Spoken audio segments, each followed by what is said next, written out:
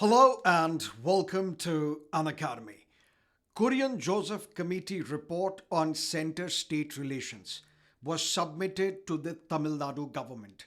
Part 1 of this report is in public domain.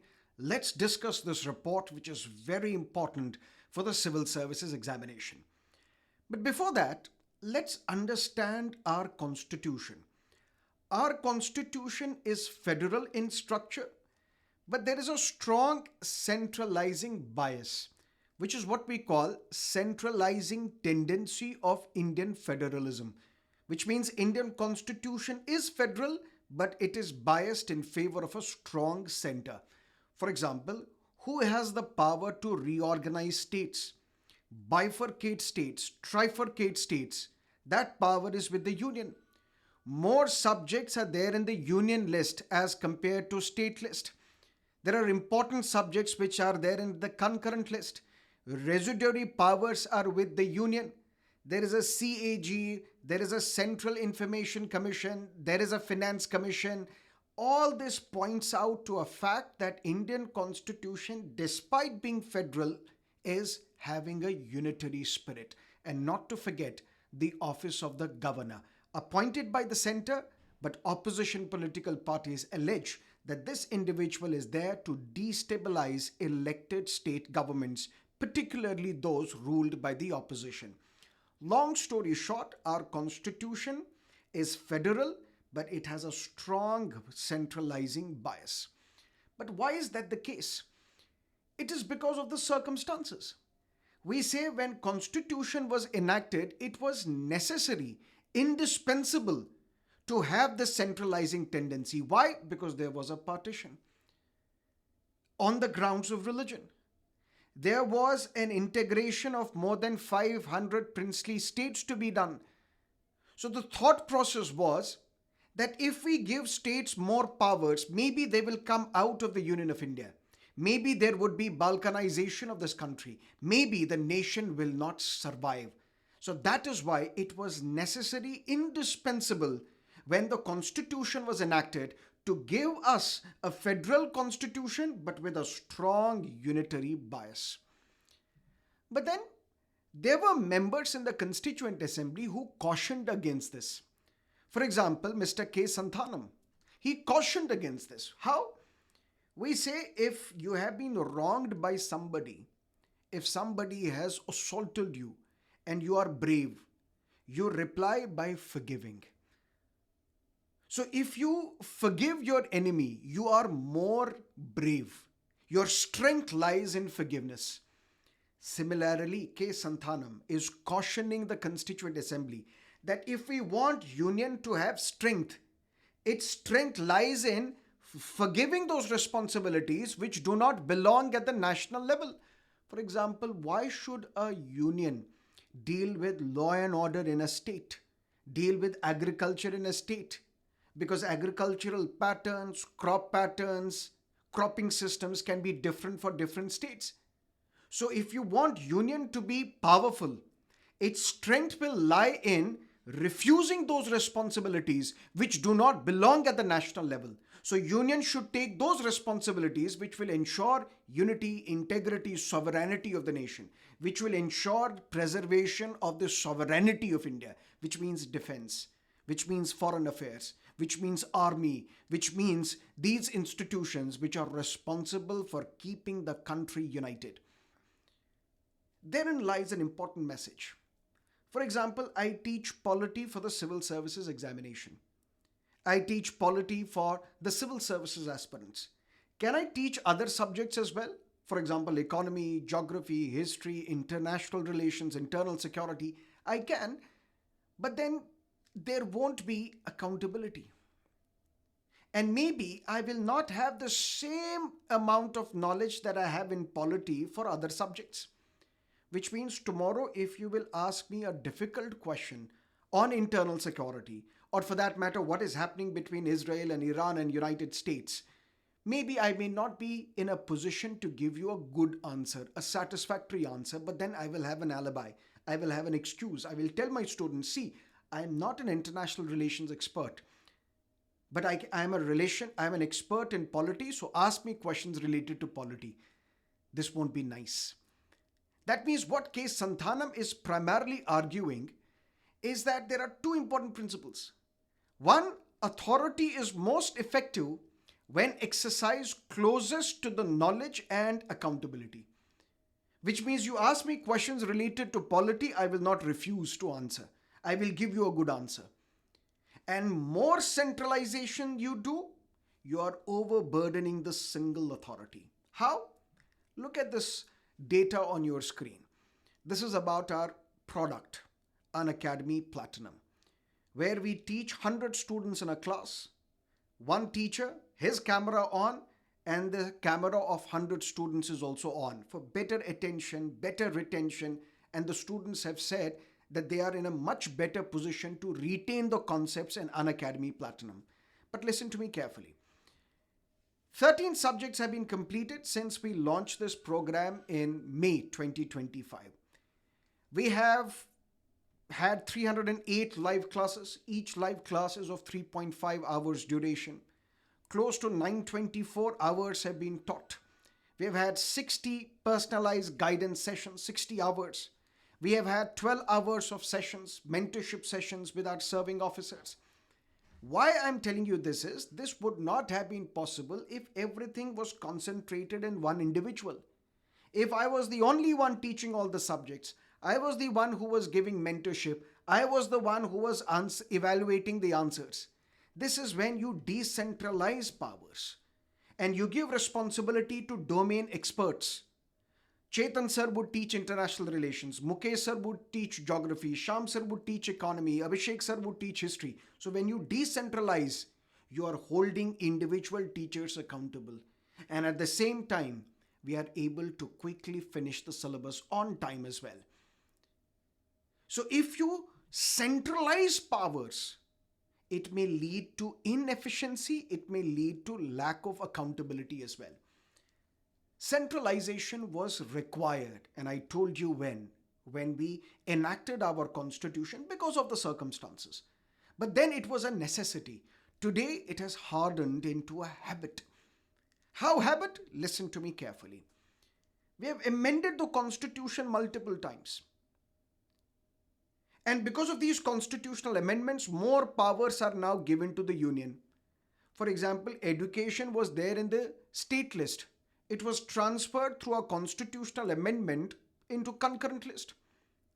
On items which are mentioned in the concurrent list, ideally both parliament as well as state legislature has the power to enact laws. But we see the practice is it is the parliamentary law which prevails on these matters which are mentioned in the concurrent list. We have centrally sponsored schemes with rigid templates. Templates in the sense, for example, the union government telling the state of Tamil Nadu that if you do not implement a 3-language formula, we will not release the funds under Samagra Shiksha Abhiyan. Centrally sponsored schemes. There are large ministries which exist in Delhi and they duplicate the functions which are performed by the states. For example, critics argue that why is there this ministry existing at the union level? Union Ministry of Agriculture and Farmers Welfare. If agriculture is in state list, such a ministry should not exist. So is it over centralization?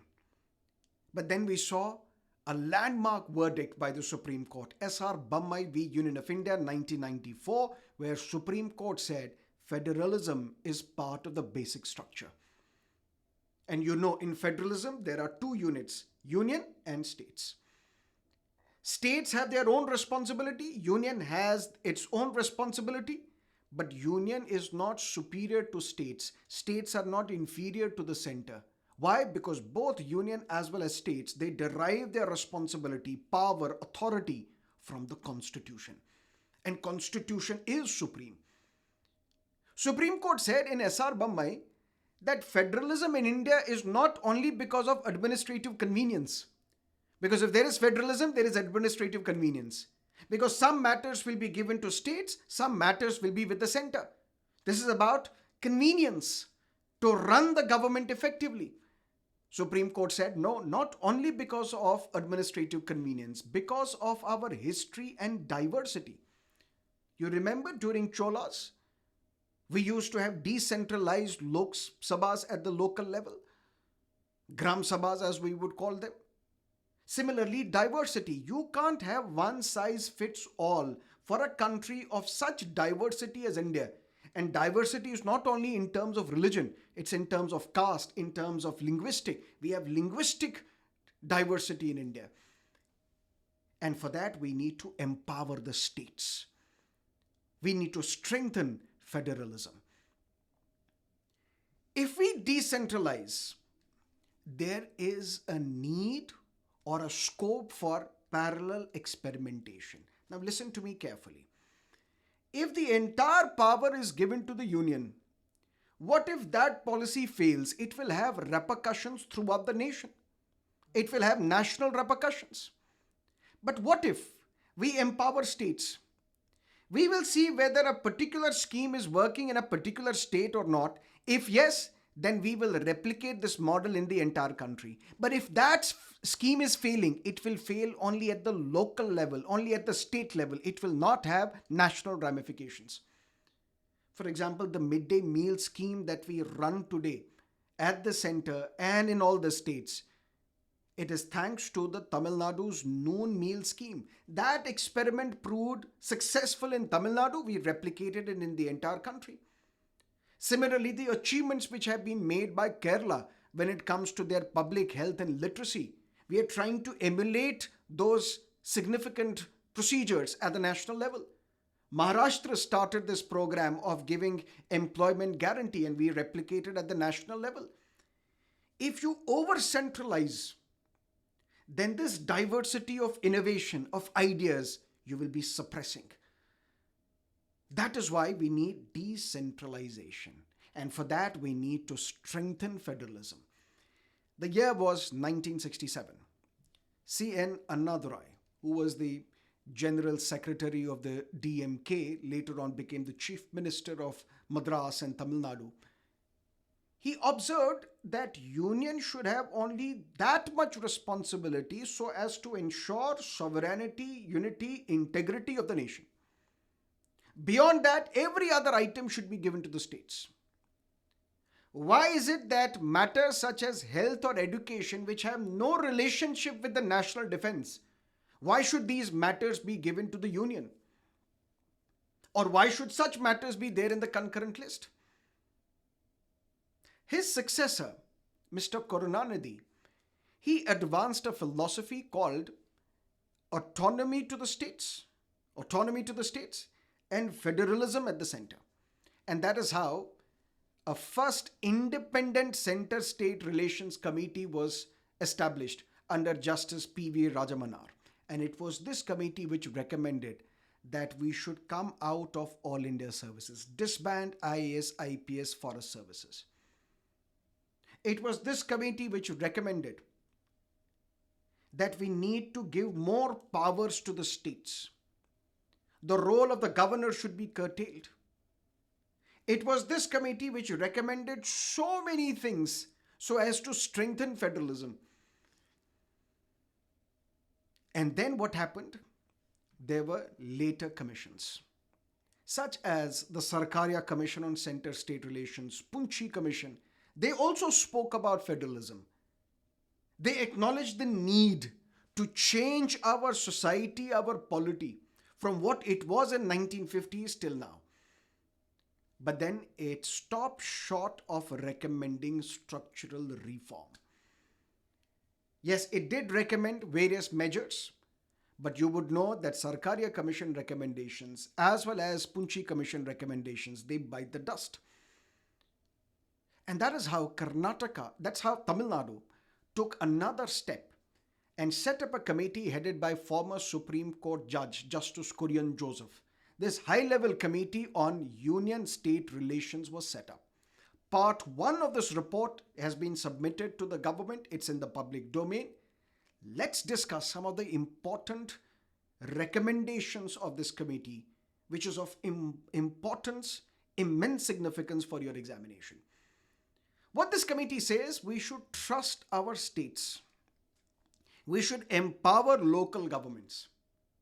And by trusting states, empowering the local governments, you're not weakening the sovereignty of the union, of the nation. You are basically deepening democracy. Remember Dr. Ambedkar when he was asked, why have you used this phrase Union of States in Article 1? Because Article 1 says India, that is Bharat, shall be a union of states. This phrase Union of States denotes federalism. But Dr. Ambedkar said, I have used the phrase Union of States because of two reasons. Number one, India is not the result of an agreement between states. And no state has the right to secede from the Union of India. That is why I have used the phrase Union of States and not federation. Otherwise, we are a federal polity. This understanding that we indeed are a federal polity, this should be the starting point of any conversation on the center-state relationship. We should first agree that we are a federal polity. And for that, let's look at the recommendations. First and foremost, you would know that states cannot even propose a constitutional amendment. The bulk of the constitution can be changed by the union legislature on its own without needing ratification by the states. It is only on few matters which are called federal matters that you require ratification by one half of the state legislatures. Kurian Joseph Committee says, amend Article 368. Make constitutional amendments harder. How? You need requirement of 2/3 majority of parliament and ratification by 2/3 of the states. Which means if 2/3 of the states ratify this constitutional amendment bill, only then it should become a law. Basic structure doctrine has not been codified because this is a judicial innovation, which was innovated by the court in the Keshavananda Bharati v. State of Kerala 1973. But what constitutes basic structure? That depends upon judiciary. Maybe tomorrow Supreme Court will say banning the NCRT book on judicial corruption chapter is also part of the basic structure of the Constitution. That will lead to a lot of arbitrariness. That's why this committee recommends codify basic structure. And there should be mandatory public consultation before introducing constitutional amendment bills. Because we have seen instances, bills introduced without prior recommendation, consultation with the stakeholders, and without any debate, the bills get passed. Not for a constitutional amendment. Regarding the office of governor, 3 names should be recommended, approved by the state legislative assembly, and the president should appoint one from this panel. Right now, the governor is appointed by the president based on the recommendations of the ruling party at the center. And you know, if there is a different political party governing at the center and a different political party governing a state, then this relationship deteriorates and the governors are meant for destabilizing the state governments. That's the allegation against the governor. Governors should have a fixed tenure, but non-renewable 5-year term. Once you are appointed by the president based on the 3 names recommended by the state legislative assembly, you should have a tenure of 5 years, non-renewable, because post-retirement benefit dictates pre-retirement favors. This pleasure doctrine should be scrapped. Governors hold office during the pleasure of the president, despite the fact that Constitution says that the tenure of the governor is 5 years, but this tenure is subject to the pleasure of the president, which means at any point in time you can be removed. This should be removed. Constitution should be amended. There should be no pleasure of the president. Rather, the governor should be removed only on the basis of the resolution passed by the state legislative assembly. And this resolution should be binding on the president. When bills are passed by the state legislature, they are sent to the governor. According to the Constitution, there is no time limit within which the governor has to act. But according to the April 2025 judgment of the 2-judge bench of the Supreme Court, there is a time limit. But then according to the advisory opinion given by the 5 judges of the Supreme Court, there should not be a time limit. Amidst all this chaos, what should we follow? Kurian Joseph Committee recommends impose timelines for assent. Mention it in the constitution that you have 3 months to give assent. If you don't, then let's call it deemed assent. Even if you do not give assent to a bill passed by the state legislature within 3 months, after the expiry of 3 months, we will assume that the governor has given the assent. Deemed assent. This was regarding the office of the governor. Territorial and state boundaries.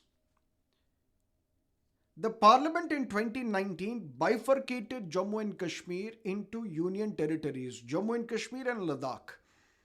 Although there was a temperament that we would convert union territories to states, elevate them to the level of the states. Can this be repeated in different parts of the country? Kurian Joseph Committee says Parliament's power to alter state boundaries should be curbed. Right now, if the Parliament wants to bifurcate UP, President only needs to consult the Legislative Assembly of Uttar Pradesh and seek the views of the Uttar Pradesh legislature. But these views are not binding on the President. Kurian Joseph Committee says we should require states' consent. And in some cases, the referendum should be held in states if you want to alter the boundaries of the states, bifurcate the state, trifurcate the state. And a new article should be added to the Constitution, 3A, which should bar the Parliament from creating new union territories without stringent criteria. There has to be a criteria on the basis of which you are creating a UT. Because if you create more UTs, then that Article 1 would read, India, that is Bharat, shall be a union of union territories. Because if we are a union of states, which means we share federal relationship between union and the states, but UTs are directly controlled by the center. They do not share federal relationship with each other. So if we create more UTs, you are demeaning federalism, which is part of the basic structure. Similarly, on language policy, this committee strongly rejects one nation, one language. In fact, Mr. Yogendra Yadav had written an article in the Indian Express on this committee recommendation report. And he said, whenever a government talks about one nation, one X, one nation, one election, one nation, one language, one nation, one tax, one nation, one ration card, it fuels centralization of powers. It is against federal spirit. Because federal spirit is about diversity and celebrating that diversity. This committee recommends that we need to amend Article 343 to make English the permanent official language of the Union. Because right now, it is an official language, but at any point in time, Parliament may, by amending Official Languages Act 1963, repeal and say, no, we will continue only with the Hindi and not English. This committee says, make English a permanent official language of the Union. Delete references to Hindi in Article 345 and omit Article 347. What is Article 345? States can have their own state language. And they can choose any language as the state language or Hindi. Remove this reference to Hindi in Article 345.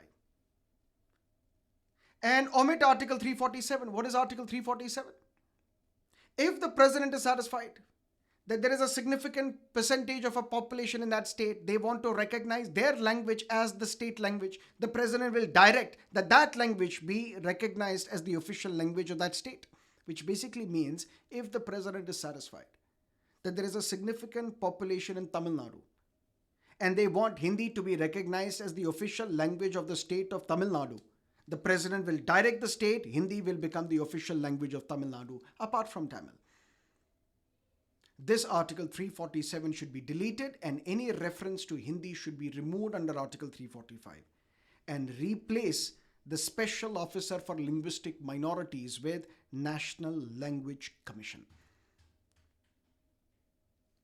A step further, who conducts elections to Lok Sabha, Rajya Sabha, Legislative Assembly, Legislative Council? Election Commission of India. Who conducts election to urban local bodies and Panchayati Raj institutions? State Election Commission.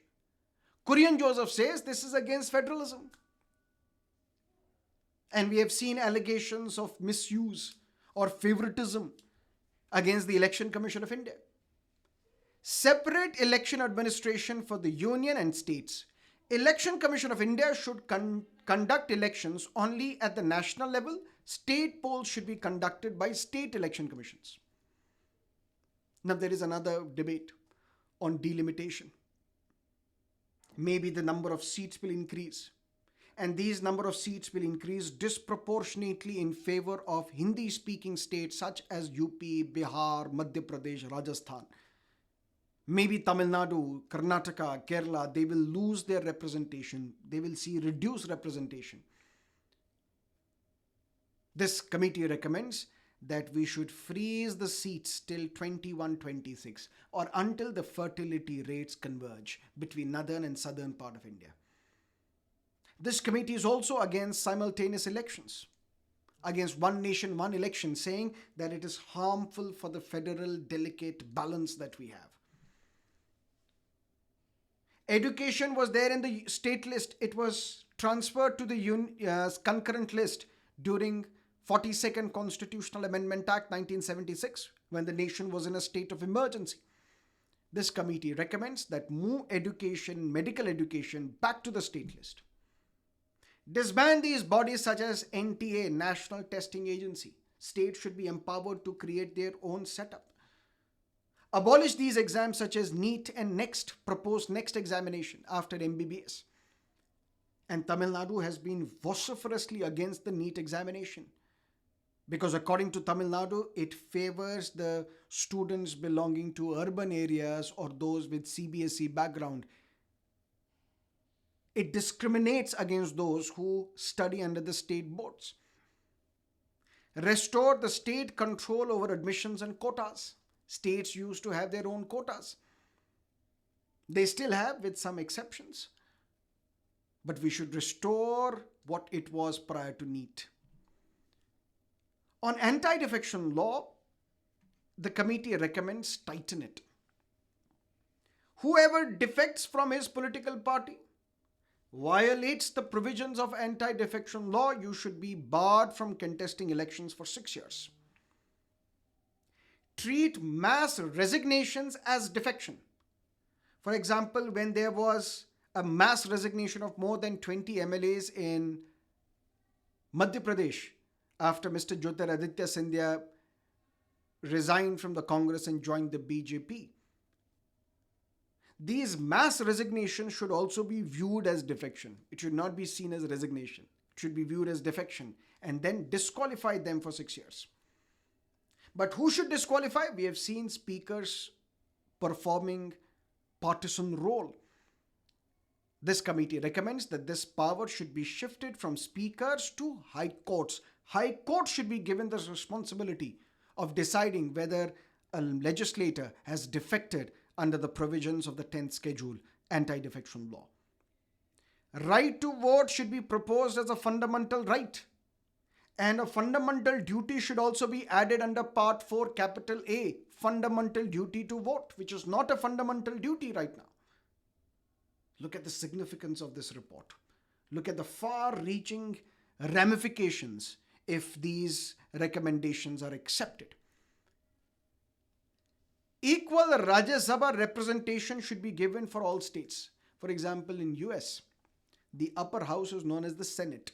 Each state, regardless of your population, will have 2 senators in the upper house. This committee recommends that equal Rajya Sabha representation should be given in India as well. Tamil Nadu, because of its population, it has 19 MPs in the Rajya Sabha. UP has 31 MPs in the Rajya Sabha.